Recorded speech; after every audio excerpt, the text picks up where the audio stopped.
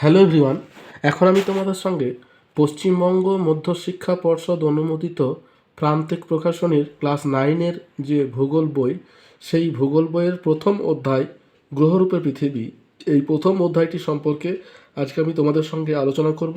তো তোমরা একটু মন দিয়ে শোনো, দেখো তোমাদের ভালো লাগবে। তো চলো বেশ শুরু করা যাক, কেমন? তো দেখো, গ্রহরূপে পৃথিবী, এই গ্রহরূপে পৃথিবীতে পৃথিবীর আকার সম্পর্কে যে ধারণা। তো দেখো, আমরা প্রথমে আমাদের কাছে এই জিনিসটা পরিষ্কার করতে হবে যে আমরা পৃথিবীকে খালি চোখে কীরকম দেখি। খালি চোখে কিন্তু আমরা পৃথিবীকে সমতলই দেখে থাকি, তাই তো? কোনো একটা জায়গায় যদি পাহাড় থাকে তাহলে সেটাকে পাহাড় দেখি, কোনো একটা জায়গাতে যদি নদী থাকে তো সেটাকে নদী দেখি, কিন্তু খালি চোখে আমরা কিন্তু পৃথিবীকে সমতল বলেই দেখে থাকি। কেন দেখে থাকি?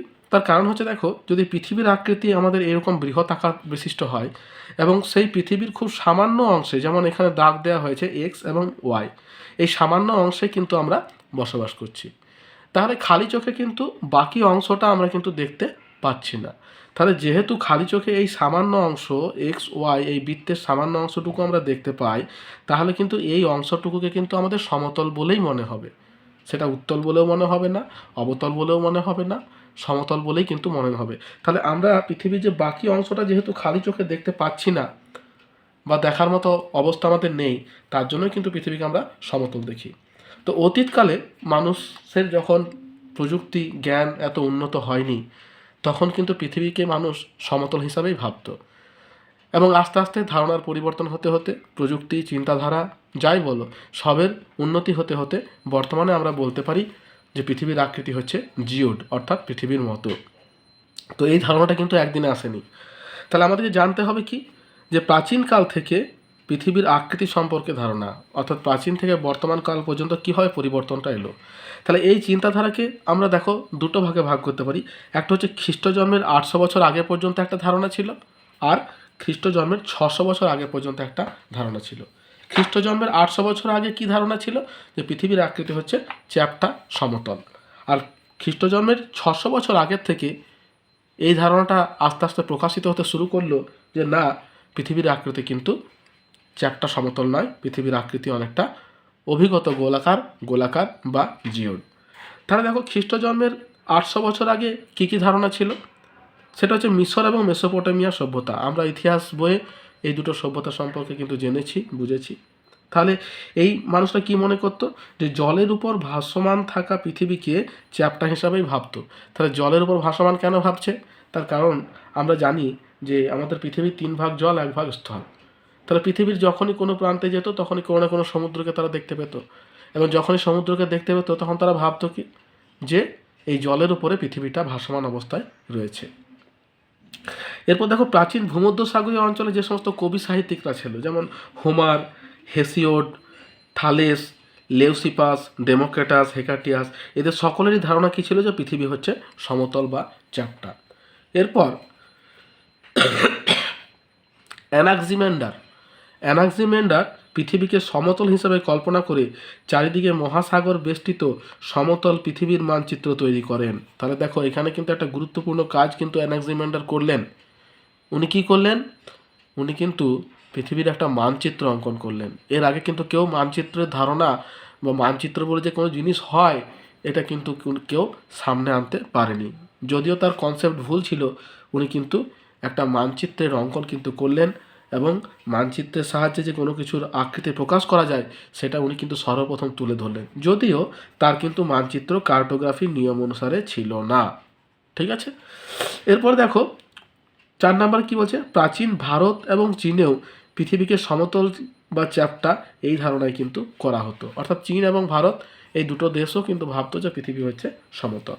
এবার গোলীয় আকৃতির ধারণা কখন থেকে এলো? সেটা হচ্ছে খ্রিস্ট জন্মের 600 বছর আগের থেকে। প্রথম কে নিয়ে এলো?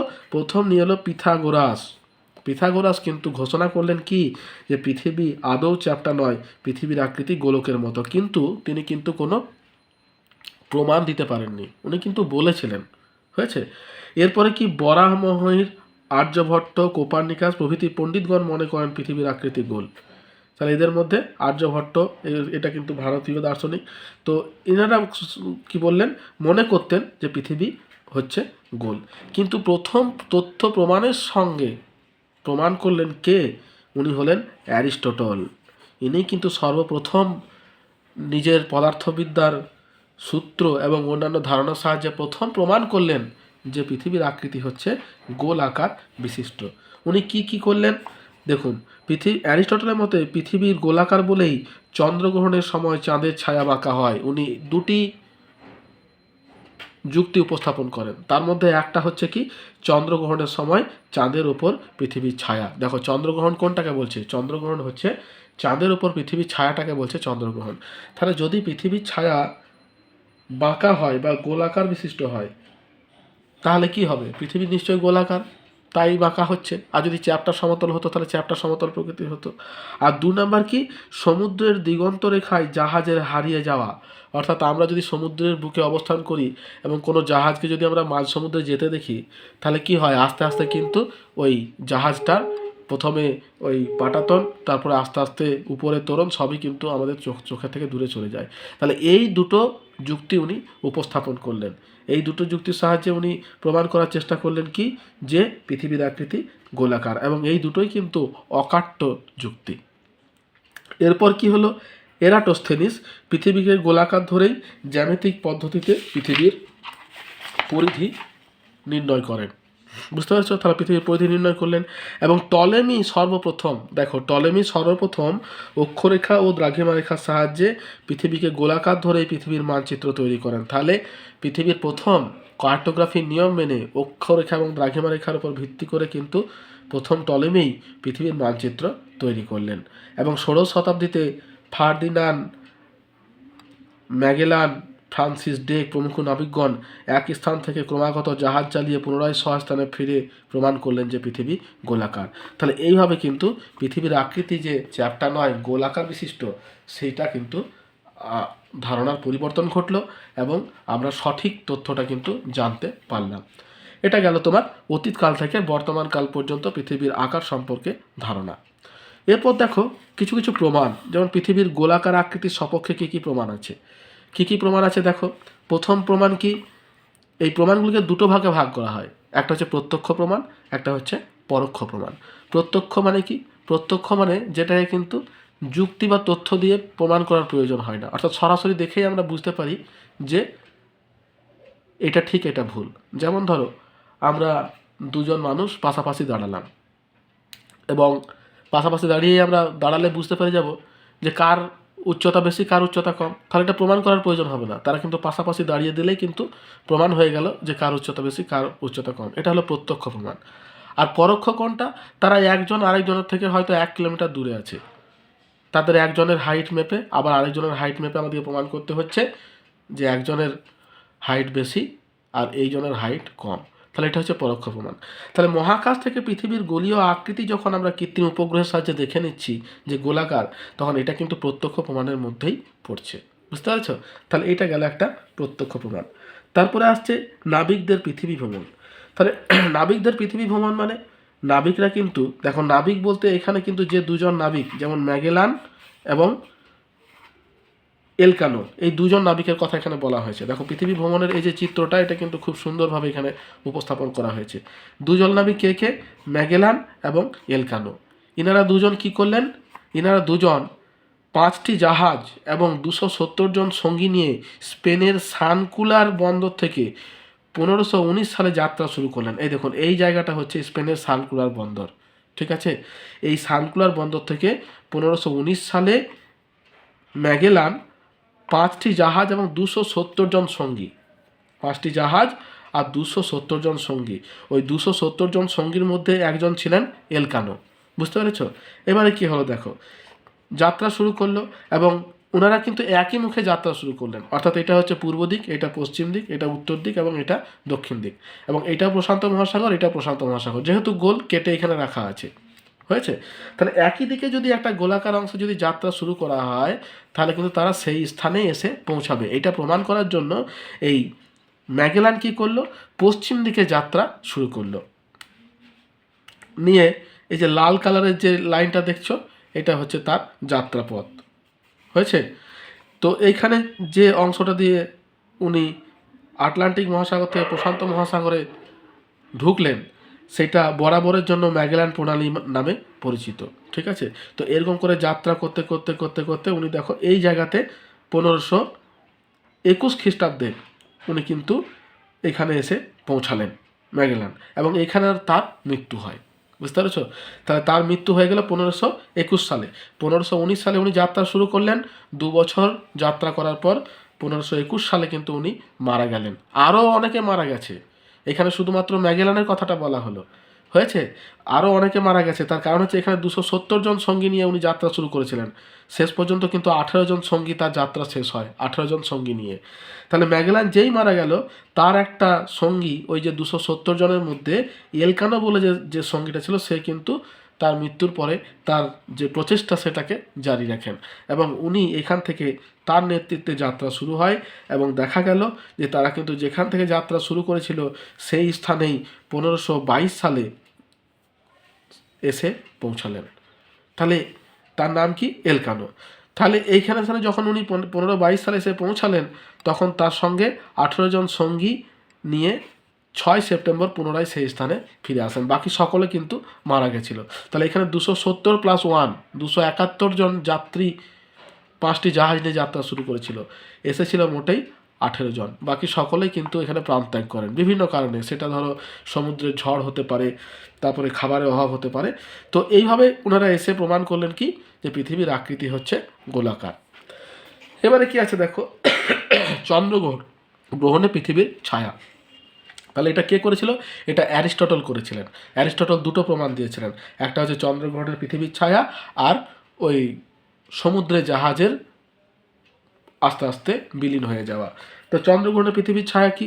চন্দ্রগ্রহণ কোনটাকে বলছে? চন্দ্রগ্রহণ হচ্ছে পৃথিবীর ওপরে চাঁদের ওপরে পৃথিবীর ছায়াকে বলছে তোমার চন্দ্রগ্রহণ। তাহলে যখনই আমরা সেই ছায়াটিকে দেখি, সেটাকে কিন্তু গোলাকার দেখা যায়, যার জন্য বলা যেতে পারে যে পৃথিবীর আকৃতি হচ্ছে গোলাকার বিশিষ্ট, চ্যাপ্টা বা সমতল নয়।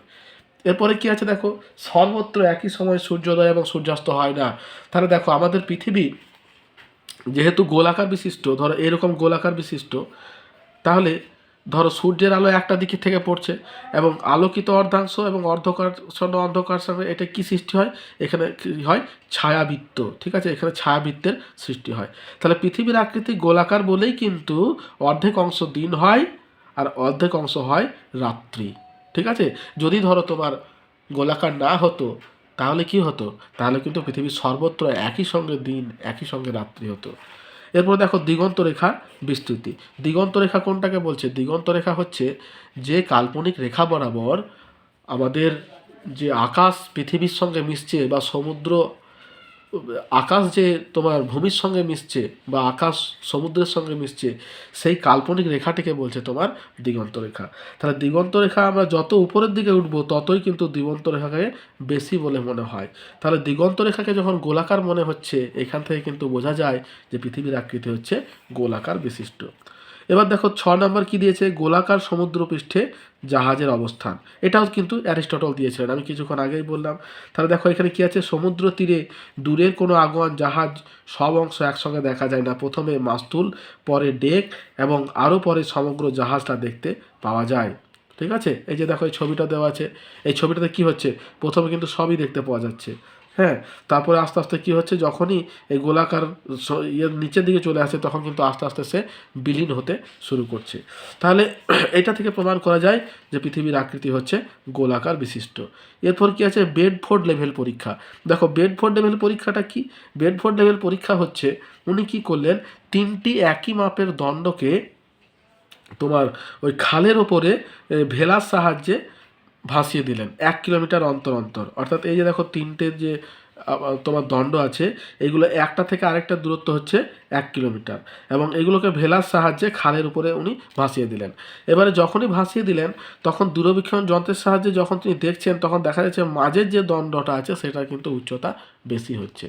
তাহলে 3টে দণ্ডের উচ্চতা একই, ভেলার উপরে জলের উপরে ভাসানো হচ্ছে ভেলার সাহায্যে। তাহলে যদি পৃথিবী সমতল হতো, তাহলে সমতল যদি হয়ে থাকে, তাহলে জলের ধর্ম হচ্ছে যে পাত্রে রাখা হবে সেই পাত্রের আকার ধারণ করবে, তাই তো? কিন্তু দেখা গেল যে ওই যে 3টে দণ্ড 1 কিলোমিটার দূরে দূরে ওই খালে ভাসিয়েছে, সেখানে কিন্তু দুটো দণ্ডের উচ্চতা কিন্তু সমান দেখাচ্ছে, কিন্তু মাঝের যে দ্বন্দ্বটা সেটা কিন্তু উচ্চতাটা বেশি দেখাচ্ছে।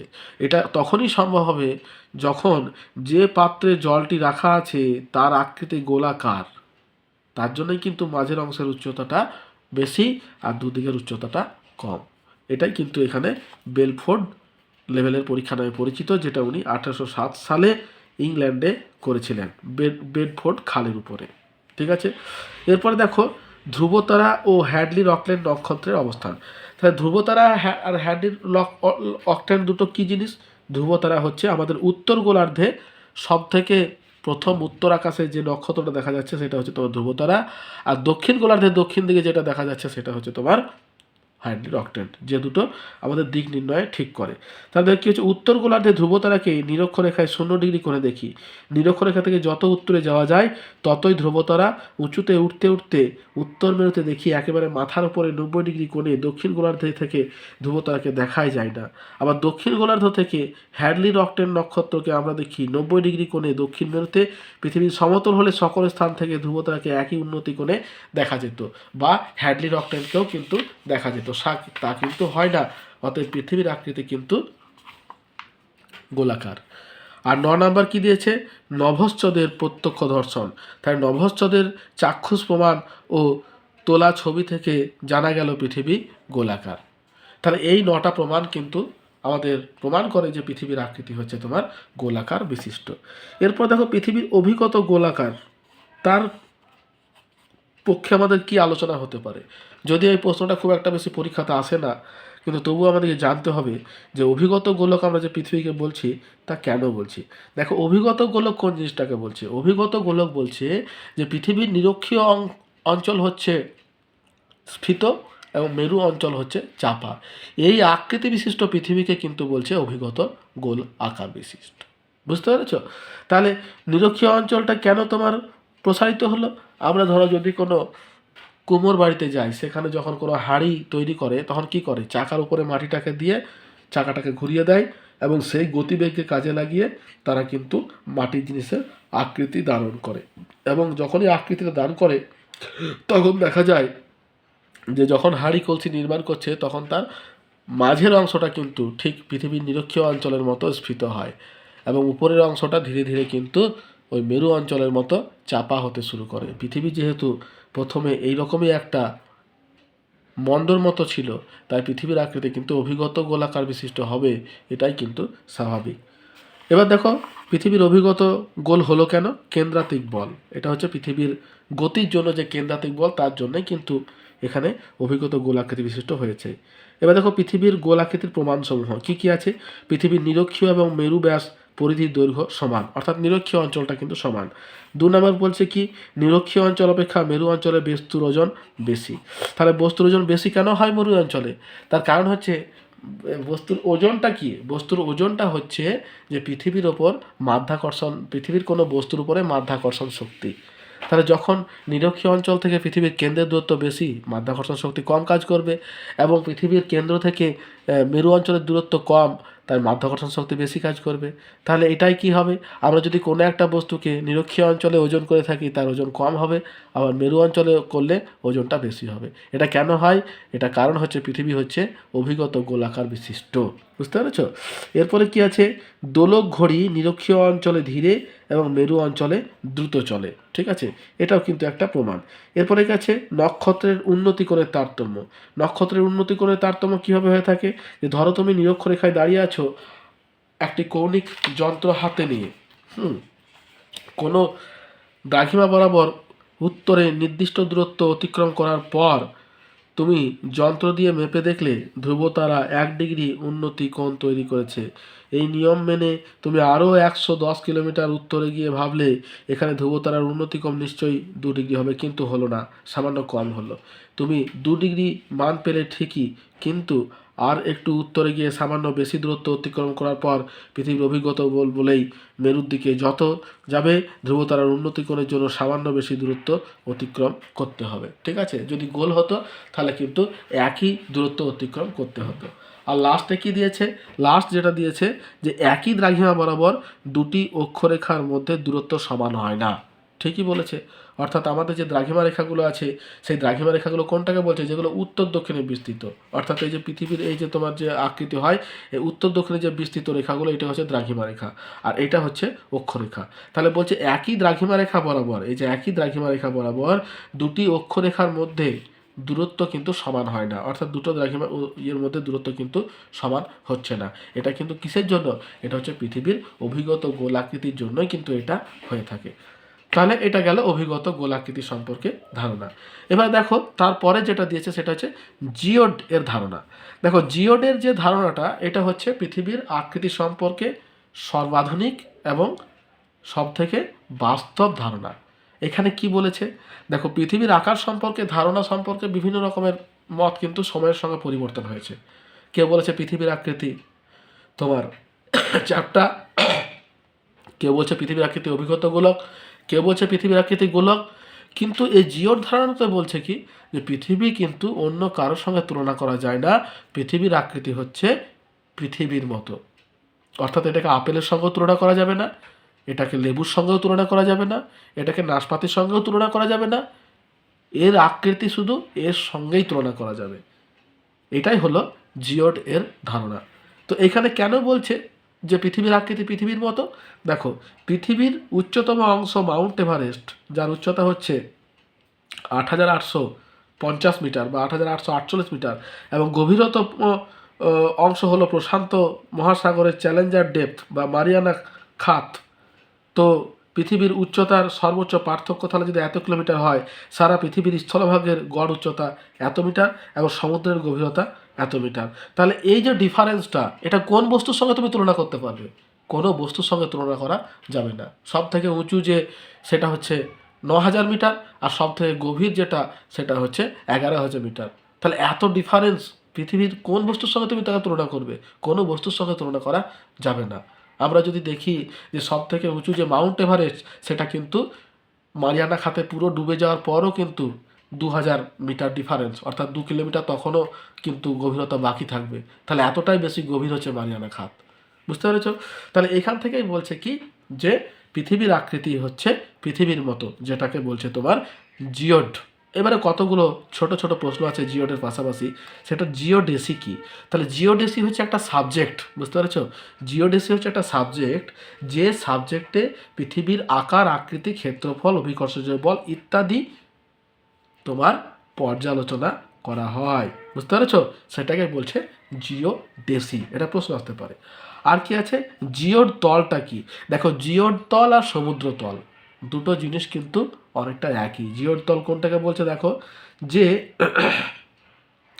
সকল মহাসাগরগুলিকে খাল কেটে যুক্ত করলে পৃথিবীব্যাপী একটি সম জলতল পাওয়া যাবে, যে তলের আকর্ষণ বল সব স্থানে সমান। এই তল হলো জিওয়ের তল। জিওর তলই হলো সমুদ্র তল। অর্থাৎ যদি পৃথিবীর আকৃতি তোমার একটা নির্দিষ্ট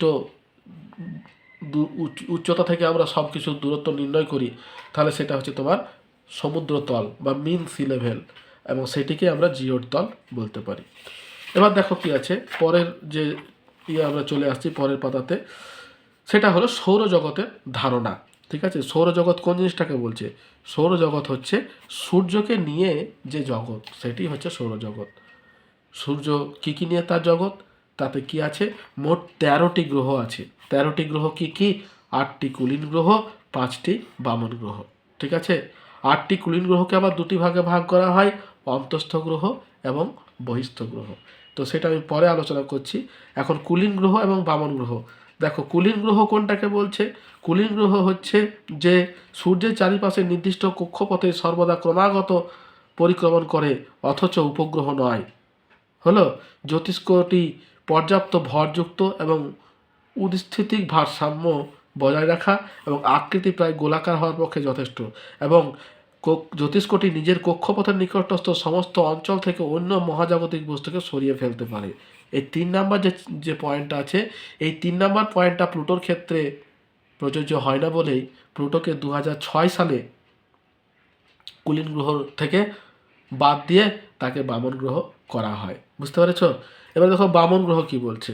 আইএইউ হচ্ছে তোমার এই ইন্টারন্যাশনাল অ্যাস্ট্রোনমিক্যাল ইউনিয়ন। এটা কিন্তু প্রশ্ন আসতে পারে যে আইএইউ এর পুরো অর্থ কী। তাহলে ইন্টারন্যাশনাল অ্যাস্ট্রোনমিক্যাল ইউনিয়ন কি বলছে বামন গ্রহ সম্পর্কে, যে সূর্যের চারিপাশে পরিক্রমণ করে অথচ উপগ্রহ নয়, জ্যোতিষ্কটি পর্যাপ্ত ভরযুক্ত যা উপস্থিতিক ভারসাম্য বজায় রাখা এবং আকৃতি প্রায় গোলাকার হওয়ার পক্ষে যথেষ্ট, কিন্তু জ্যোতিষ্কটি নিজ কক্ষপথের নিকটস্থ অঞ্চল থেকে অন্য সকল মহাজাগতিক বস্তুকে সরিয়ে ফেলতে পারে না।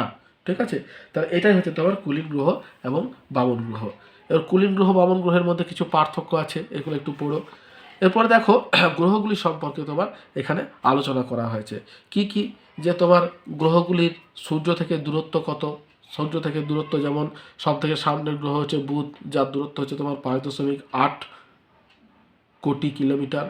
সব থেকে দূরে আছে নেপচুন, যার দূরত্ব হচ্ছে 449.4 কিলোমিটার।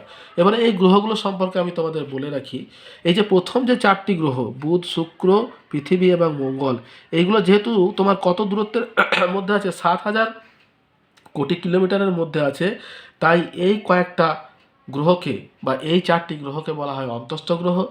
আর 7,000 কোটি কিলোমিটারের বাইরে যে 4টি গ্রহ আছে বৃহস্পতি, শনি, ইউরেনাস, নেপচুন, এই 4টি গ্রহকে বলছে তোমার বহিস্থ গ্রহ। বুঝতে পেরেছ? অন্তস্থ গ্রহের মধ্যে সব থেকে বড় গ্রহ হচ্ছে তোমার পৃথিবী। বুঝতে পেরেছ? সব থেকে বড় গ্রহ অন্তস্থ গ্রহের মধ্যে। আর বহিস্থ গ্রহের মধ্যে সব থেকে বড় গ্রহ হচ্ছে বৃহস্পতি। বুঝতে পেরেছ? এবার বৃহস্পতির পরের কে আছে আয়তন অনুসারে? শনি। তারপরে কে আছে? ইউরেনাস। তারপরে কে আছে? নেপচুন। তারপরে কে আছে? পৃথিবী। তাহলে পৃথিবীর আয়তন অনুসারে সৌরজগতের অবস্থান কত? পঞ্চম। পরিষ্কার হয়েছে? দূরত্ব অনুসারে তৃতীয়। বুঝতে পেরেছ? এবার দেখো কয়েকটা কথা বলে রাখি। সৌরজগতের সব থেকে উষ্ণতম গ্রহ কোনটি? সৌরজগতের সব থেকে উষ্ণতম গ্রহ হচ্ছে তোমার শুক্র। আর সব থেকে শীতলতম গ্রহ কোনটি? সব থেকে শীতলতম গ্রহ হচ্ছে তোমার ইউরেনাস। এই দিক থেকে যেমন প্রথম গ্রহটা উষ্ণতম হবে না, ঠিক একই রকম শেষের দিক থেকে নেপচুনটা কিন্তু শীতলতম গ্রহ হবে না। এর কিন্তু কারণ আছে। কারণ হচ্ছে আবর্তনের বেগ, পরিক্রমণের বেগ, এগুলো কিন্তু সময় এগুলোর উপরে নির্ভর করে। এবার দেখো আর একটা প্রশ্ন বলি, সেটা হচ্ছে এই সৌরজগতের একমাত্র শুক্র যে গ্রহটি আছে, যার কিন্তু পরিক্রমণের থেকে আবর্তনের সময় বেশি লাগে। বুঝতে পেরেছ? পৃথিবীর আবর্তনের সময় কত লাগে? 24 ঘন্টা বা একদিন। পরিক্রমণে কত? 1 বছর বা 365 দিন। কিন্তু শুক্র গ্রহের ক্ষেত্রে কিন্তু একমাত্র শুক্র গ্রহের ক্ষেত্রেই কিন্তু এটা হচ্ছে আলাদা। শুক্র কিন্তু পরিক্রমণে যে সময় নেয় তার থেকে বেশি সময় নেয় আবর্তন করতে। বুঝতে পেরেছ? এগুলো কিন্তু কতগুলো ছোট ছোট প্রশ্ন আমি তোমাদের বলে দিলাম, এগুলো মনে রাখার চেষ্টা করো। এরপরে দেখো চলে আসি আর কয়েকটা কথা বলি, যেমন অন্তস্থ যে গ্রহগুলো আছে তাদের কিন্তু কোনো বলয় নেই। বুঝতে পেরেছ? আর বহিস্থ যে গ্রহগুলো আছে এদের প্রত্যেকের কিন্তু বলয় আছে, কিন্তু বলয় গ্রহ বলা হয় একমাত্র শনিকে। বুঝতে পেরেছ? তার কারণ শনির উপরে প্রায় 7টা বলয় কাজ করছে এবং সৌরজগতের সব থেকে সুন্দর এবং সুদৃশ্যতম গ্রহ হচ্ছে তোমার শনি। এবার এই গ্রহগুলোর কতগুলো অন্য অন্য নাম আছে, যেমন ধরো আমাদের প্রত্যেকের বাড়িতে একরকম নাম থাকে, আবার স্কুলে হয়তো একরকম নাম থাকে। তো এই গ্রহগুলোর কি কি নামে পরিচিত দেখো। প্রথম যে গ্রহটি আছে বুধ, এর অপর নাম হচ্ছে তোমার ধূসর গ্রহ। বুঝতে পেরেছ? তারপরে 2 নাম্বার যে গ্রহটা আছে শুক্র, এর অপর নাম হচ্ছে যমজ গ্রহ। যমজ গ্রহ কেন বলা হয়? তার কারণ হচ্ছে যখন মহাকাশ থেকে এই গ্রহগুলোকে দেখা হয় তখন পৃথিবী আর শুক্রের মধ্যে কিন্তু কোনো তুলনা করা যায় না, মানে একই রকম তাদেরকে দেখতে লাগে। একই রকম দেখতে মানুষকে আমরা কি বলি? যমজ। বুঝতে পেরেছ? তো যার জন্য শুক্রকে বলা হয় পৃথিবীর যমজ গ্রহ। পৃথিবীর অপর নাম কি? পৃথিবীর অপর নাম হচ্ছে নীল গ্রহ। যেহেতু এখানে 3 ভাগ জল 1 ভাগ স্থল, আমরা মহাকাশ থেকে যখন পৃথিবীকে দেখি তখন নীল আকৃতির মনে হয়, যার জন্য পৃথিবীর অপর নাম হচ্ছে নীল গ্রহ। মঙ্গল গ্রহের অপর নাম কি? মঙ্গল গ্রহের অপর নাম হচ্ছে লাল গ্রহ। ঠিক আছে? এখানে যে মৃত্তিকা আছে সেখানে লোহা খনিকের প্রাধান্যের জন্য কিন্তু এটা লাল প্রকৃতির হয়ে থাকে। বৃহস্পতি গ্রহের অপর নাম কি? বৃহস্পতি গ্রহের অপর নাম হচ্ছে রাক্ষসে গ্রহ। বা গ্রহরাজ, যেহেতু বৃহস্পতি সব থেকে বড় গ্রহ, বৃহস্পতি সব থেকে বেশি উপগ্রহ সংখ্যা, এইগুলোর জন্য কিন্তু একে বলা হয় রাক্ষসী গ্রহ। শনি গ্রহের অপর নাম কি? কিছুক্ষণ আগেই বললাম, বলয় গ্রহ। ইউরেনাসের অপর নাম সবুজ গ্রহ, বুঝতে পেরেছ? ইউরেনাসকে কিন্তু সবুজ গ্রহ বলা হয়ে থাকে। আর নেপচুন গ্রহের অপর নাম কি? বড় নীল গ্রহ। পৃথিবীর নাম হচ্ছে তোমার নীল গ্রহ, আর নেপচুনের অপর নাম হচ্ছে তোমার বড় নীল গ্রহ, বুঝতে পেরেছ? এবার তাহলে এইগুলো হলো তোমার আমাদের একটা জেনারেল নলেজ। এরপরে দেখো কতগুলো তথ্য আমি তোমাদের আরও দিয়ে রাখি। সেটা হচ্ছে যে সৌরজগতের যে গ্রহগুলো আছে, সেই সৌরজগতের গ্রহগুলো কিন্তু আরও যে 5টা বামন গ্রহ আছে, সেই 5টা বামন গ্রহ সম্পর্কে তোমাদেরকে জানতে হবে। তার মধ্যে একটার আমরা জানি, সেটা হচ্ছে তোমার প্লুটো, ঠিক আছে? কিন্তু প্লুটো ছাড়াও তোমার আরও 4টে বামন গ্রহ কিন্তু আছে। সেই 4টি বামন গ্রহের নাম কি? দেখো আমি তোমাদের দেখাই। এটা কিন্তু তোমার এই প্রান্তিকের যে বসু মৌলিক যে বইটা আছে, সেই প্রান্তিকের বসু মৌলিক বইটাতে কিন্তু ওই 4টি গ্রহের নাম কিন্তু দেওয়া আছে। দেখো আমি তোমাদের দেখানোর চেষ্টা করছি। এই দেখো এখানে দেওয়া আছে। সেগুলো কি কি? সেগুলো হচ্ছে সেরেন, হাউমেয়া, ম্যাকি এবং এরিস, ঠিক আছে? এই 5টি হচ্ছে তোমার বামন গ্রহ। পরিষ্কার হয়েছে? তাহলে গ্রহগুলো সম্পর্কে কিন্তু তোমাদের জানতে হবে। এবং সৌরজগতের যে গ্রহগুলো আছে, সেই সৌরজগতের গ্রহগুলির মধ্যে সবথেকে বেশি ঘনত্ব আছে তোমার পৃথিবীর, যার জন্য পৃথিবীতে আমরা বসবাস করতে পারছি, বা পৃথিবীর তোমার মৃত্তিকার সৃষ্টি হয়েছে। এবার দেখো সৌরজগতের স্বকীয় অবস্থান, অর্থাৎ সৌরজগতে পৃথিবী কি অবস্থায় আছে। হ্যাঁ, তাহলে কি কি আছে দেখো। অভ্যন্তরীণ গ্রহগুলির মধ্যে পৃথিবী সবচেয়ে বড়, যেটা আমি তোমাদের বললাম। এর অপর নাম হচ্ছে নীল গ্রহ, এটাও আমি তোমাদের বলেছি। সূর্য থেকে দূরত্ব তোমার 15 কোটি কিলোমিটার, এবং এখানেই কিন্তু পৃথিবীতে একমাত্র প্রাণের স্পন্দন এসেছে। পরিষ্কার হলো? এরপরে দেখো আমাদেরকে যেটা করতে হবে সেটা হচ্ছে মানুষের আবাসস্থল রূপে পৃথিবী। আমাদের সৌরজগতে টোটাল কটা গ্রহ আছে? টোটাল 13টা গ্রহ আছে। 8টি বামন গ্রহ, 8টি কুলীন গ্রহ এবং 5টি বামন গ্রহ। তাহলে এই যে 13টি গ্রহ আছে, এই 13টি গ্রহের মধ্যে একমাত্র পৃথিবীতেই মানুষের বসস্থানের বা বসবাসের যোগ্য হয়েছে। তার কারণটা কি? তার কারণ দেখো, প্রথম যেটা হচ্ছে সেটা হচ্ছে সূর্য থেকে দূরত্ব এবং কাম্য উষ্ণতা। অর্থাৎ পৃথিবী এমন একটা জায়গাতে অবস্থান করছে যে এখানে গড় তাপমাত্রা হচ্ছে 17 ডিগ্রি সেলসিয়াস, কোনো কোনো বইয়ে দেওয়া আছে 15 ডিগ্রি সেলসিয়াস। তাহলে এই 15 ডিগ্রি বা 17 ডিগ্রি সেলসিয়াস তাপমাত্রার যেহেতু এসেছে, তার জন্যেই কিন্তু পৃথিবীতে প্রাণের সঞ্চার হয়েছে। এর থেকে যদি বেশি হতো তাহলেও প্রাণের সঞ্চার হতে পারতো না বেশি উষ্ণতার জন্য, আবার যদি কম হতো তাহলেও কিন্তু প্রাণের সঞ্চার হতে পারতো না। তাহলে এটা গেল প্রথম। এইবারে বাকি যে তোমার ইয়েটা আছে, সেটা 2 নাম্বার যেটা আছে সেটা হচ্ছে আপেক্ষিক গুরুত্ব। দেখো আমি কিছুক্ষণ আগেই বললাম যে পৃথিবীর আপেক্ষিক গুরুত্ব কিন্তু সৌরজগতে যতগুলো গ্রহ আছে সবের থেকে বেশি, যার জন্য কিন্তু এখানে মৃত্তিকার সৃষ্টি হয়েছে। দেখো কি বলেছে, যে পৃথিবীর গড় আপেক্ষিক গুরুত্ব 5.5 গ্রাম, যেখানে সবচেয়ে হালকা শনির মাত্র 0.75 গ্রাম। অন্যান্য গ্রহের থেকে পৃথিবীর ঘনত্ব বেশি বলে পৃথিবীতে ভূত্বকের সৃষ্টি হয়েছে। তাহলে এই যে দুটো হয়ে গেল, এরপরে কি আছে? এরপরে তোমাকে যেটা আলোচনা করতে হবে, এই দুটো হয়ে গেল। আর যে 4টে কি আছে, 4টে মণ্ডল আছে। 4টে মণ্ডল কি কি আছে? 1 নাম্বার হচ্ছে তোমার বায়ুমণ্ডল,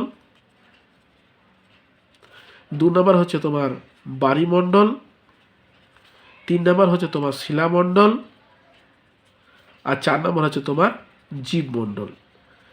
এই 4টে মণ্ডল সম্পর্কে তোমাকে আলোচনা করতে হবে। তাহলে বায়ুমণ্ডল সম্পর্কে কি দেখো, এখানে দিয়েছে বায়ুমণ্ডল। তাহলে বায়ুমণ্ডল কি? বায়ুমণ্ডল তোমার পৃথিবীতে একমাত্র ভূপৃষ্ঠ থেকে 10,000 কিলোমিটার বায়ুমণ্ডলের সৃষ্টি হয়েছে। এই বায়ুমণ্ডল আছে বলেই কিন্তু জীবের উৎপত্তি হয়েছে। তাহলে বায়ুমণ্ডলের গুরুত্বটা কি? বায়ুমণ্ডলের গুরুত্ব হচ্ছে, দেখো আমি যে তোমাদের সঙ্গে কথা বলছি, তোমরা যে আমার কথাটা শুনতে পাচ্ছ, এটার জন্য কিন্তু একটা মাধ্যমের প্রয়োজন হয়। যেমন ধরো আমরা যে স্পিকার বাজাই, সে ফোন থেকে হোক বা ধরো কোনো একটা যন্ত্র থেকে হোক, অ্যাম্প্লিফায়ার থেকে হোক, সেখানে কিন্তু তার যে ইলেকট্রিক ম্যাগনেটিক ওয়েভটা পাঠানোর জন্য কিন্তু তার বা ব্লুটুথের প্রয়োজন হচ্ছে।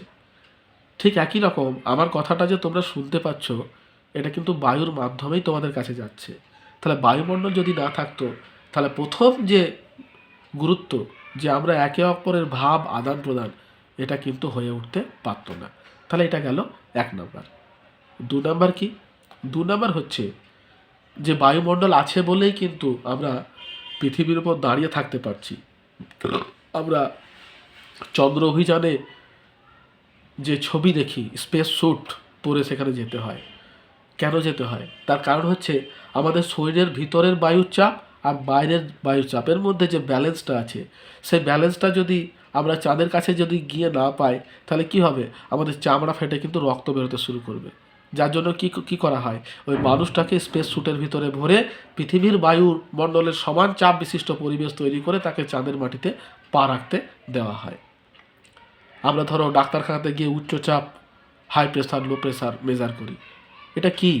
এটা কিছু না, শরীরের ভিতরের সঙ্গে বায়ুমণ্ডলের বাইরের চাপের যে ব্যালেন্স, সেটা ঠিকমতো আছে কি না সেটা চেক করা হচ্ছে।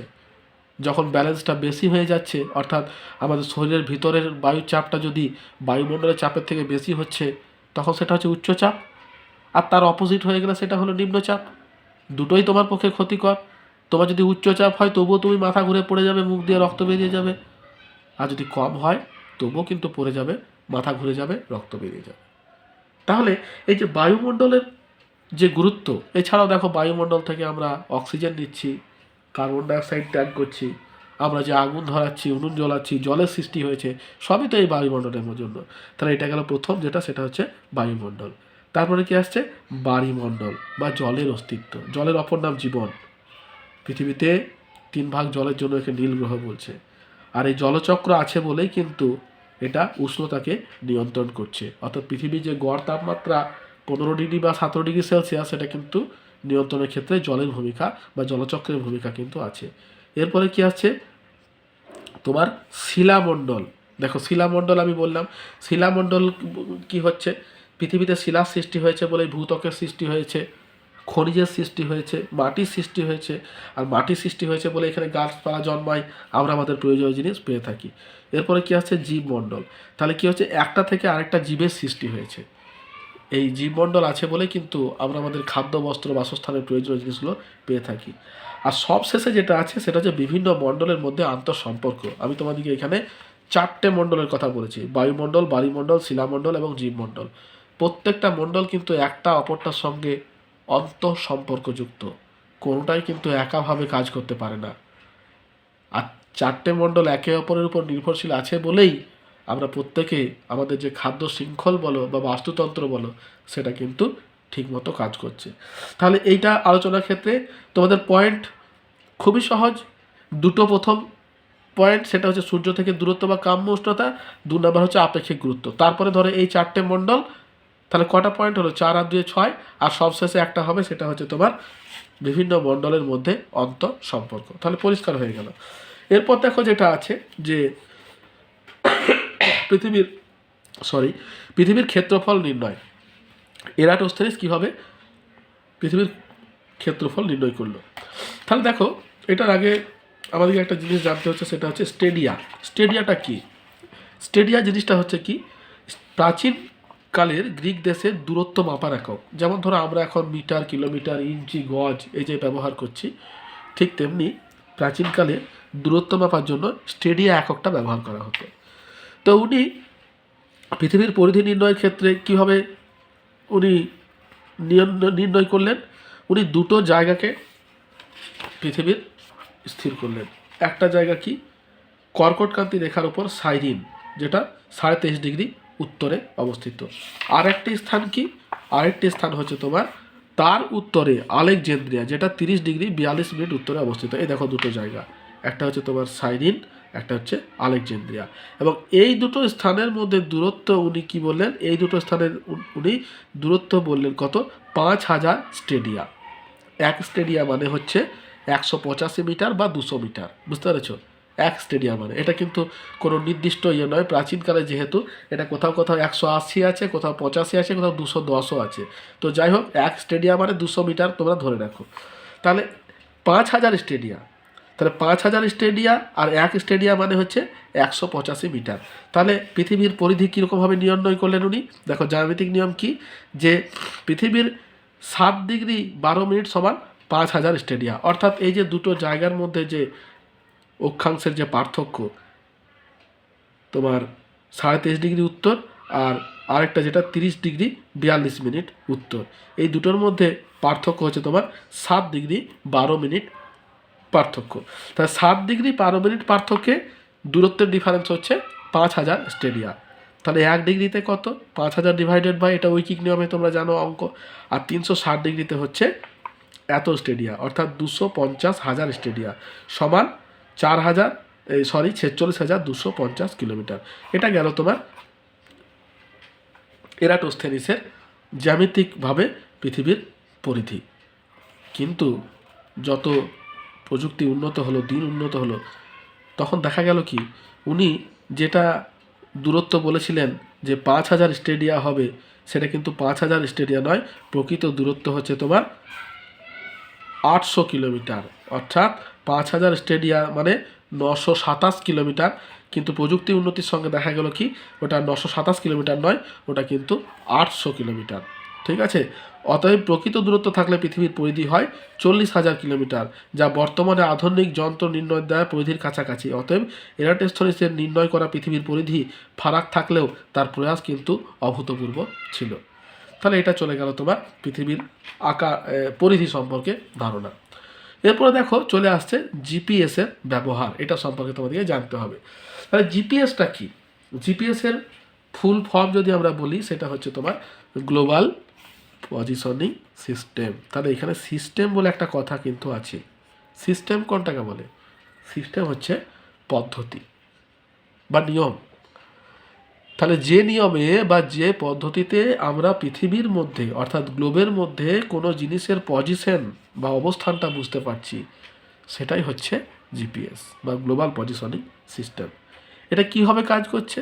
এটা বলছে যে মার্কিন যুক্তরাষ্ট্রের প্রতিরক্ষা দপ্তর 1995 সালে 24টি কৃত্রিম উপগ্রহ, 6টি কক্ষপথে 24টি কৃত্রিম উপগ্রহ, অর্থাৎ প্রত্যেকটা কক্ষপথে 4টি করে কৃত্রিম উপগ্রহ প্রতিস্থাপন করেন। বুঝতে পেরেছ? প্রতিটি কৃত্রিম উপগ্রহই 12 ঘন্টায় একবার পৃথিবীকে প্রদক্ষিণ করে বলে পৃথিবীর যে কোনো প্রান্ত সর্বদা 8টি কৃত্রিম উপগ্রহের সামনে থাকে। প্রতিটি উপগ্রহ আবার প্রতিটি উপগ্রহের সাথে যোগাযোগ রক্ষা করে চলেছে বলে পৃথিবীর যে কোনো প্রান্ত থেকে যে কোনো সময় অবস্থান নির্ণয় করা যায়। জিপিএস উপগ্রহ থেকে রেডিও তরঙ্গ আসে, যা জিপিএস রিসিভারে ধরা পড়ে এবং রিসিভার গণনা করে অবস্থান বলে দেয়। বুঝতে পেরেছ? তাহলে এই যে দেখো কক্ষপথগুলো এখানে দিয়েছে, এখানে টোটাল কটা কক্ষপথ আছে? 6টি কক্ষপথ আছে। দেখো 1 2 3 4 5 6, 6টা কক্ষপথ আছে এবং প্রত্যেকটা কক্ষপথে তোমার 4টি করে উপগ্রহ আছে। তুমি যদি এটা কক্ষপথের ঠিক মতন যদি দেখো, তাহলে 4টি করে উপগ্রহ আছে। তাহলে 4 6 24, আর 3টে এক্সট্রা আছে, যদি কোনো বিকল হয় তখন সেটা কাজ করবে, নিয়ে টোটাল 27টা। এরকম করে পৃথিবীকে কিন্তু সবসময় পরিক্রমণ করে বা প্রদক্ষিণ করে চলেছে। এর সাহায্যে আমরা যখন পৃথিবীর কোনো একটা স্থানে অবস্থান নির্ণয় করছি, তখনই সেটা আমরা জিপিএস রিসিভার থেকে আমরা তার তথ্য পেয়ে যাচ্ছি। এখন জিপিএস থেকে কী কী তথ্য জানা যায়? দেখো জিপিএস থেকে 3টি তথ্য জানা যায়। একটা হচ্ছে অক্ষাংশ, অর্থাৎ অবস্থান, অক্ষাংশ এবং দ্রাঘিমাংশের সাহায্যে। 2 নম্বর হচ্ছে ভূমির উচ্চতা, অর্থাৎ কোনো একটা জায়গার যে উচ্চতা কতটা সেটা কিন্তু এটার সাহায্যে জানা যায়। আর 3 নম্বর হচ্ছে সময়। এই 3টি বিষয় কিন্তু এখান থেকে জানতে পারা যায়। এরপর দেখো জিপিএসের ব্যবহার। জিপিএস কোন কোন কাজে ব্যবহার হয়ে থাকে? প্রথম যেটা আছে সেটা হচ্ছে যান চলাচল। দেখো যানবাহন চলাচলের ক্ষেত্রে এখন জিপিএসের ভূমিকা অত্যন্ত গুরুত্বপূর্ণ। আমরা কোনো একটা জায়গাতে যখন যাচ্ছি, তখন সেই জায়গার রুট হয়তো আমরা জানি না, কিন্তু জিপিএসের সাহায্যে সেই রুট কিন্তু আমরা নখদর্পণে আমরা কিন্তু রাস্তা খুঁজে চলে যাচ্ছি জিপিএসের মাধ্যমে। আবার কোনো গাড়িতে যদি জিপিএস লাগানো থাকছে, আমি ঘরে বসেই দেখতে পাচ্ছি যে জিপিএসটা কোথায় আছে বা আমার গাড়িটা কোথায় আছে, একই ব্যাপার। তাহলে এটা হয় যান চলাচল। এছাড়া তোমার ধরো নাবিকরা ব্যবহার করছে, মোটর সাইকেলে রাখা হচ্ছে গন্তব্যস্থলে, এইগুলো সবই কিন্তু জানা যাচ্ছে। 2 নম্বর কী আছে? জরিপ কার্য এবং মানচিত্র প্রস্তুত করতে। দেখো কোনো একটা জিপিএস রিসিভারের সাহায্যে কোনো স্থানের উচ্চতার আপেক্ষিক কথা সম্পর্কে ধারণা পাওয়া যায়।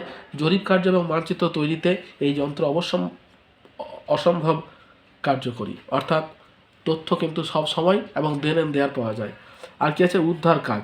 তাহলে উদ্ধার কাজ কি, এই প্রযুক্তির সাহায্যে দুর্ঘটনাস্থলের অবস্থান সহজেই চিহ্নিত করা যায়, ফলে দ্রুত উদ্ধার কাজ শুরু হয়ে যায়। আর কি আছে, উন্নয়ন, অর্থাৎ জিআইএস, জিওগ্রাফিক ইনফরমেশন সিস্টেম এর সাহায্যে যুক্ত করে উন্নয়নের গতি আনা যায়। অপরাধ দমন, অর্থাৎ এই প্রযুক্তির সাহায্যে মোবাইল ফোনের অবস্থানের মাধ্যমে অপরাধীদের চিহ্নিত করা এবং ধরা সম্ভব হয়।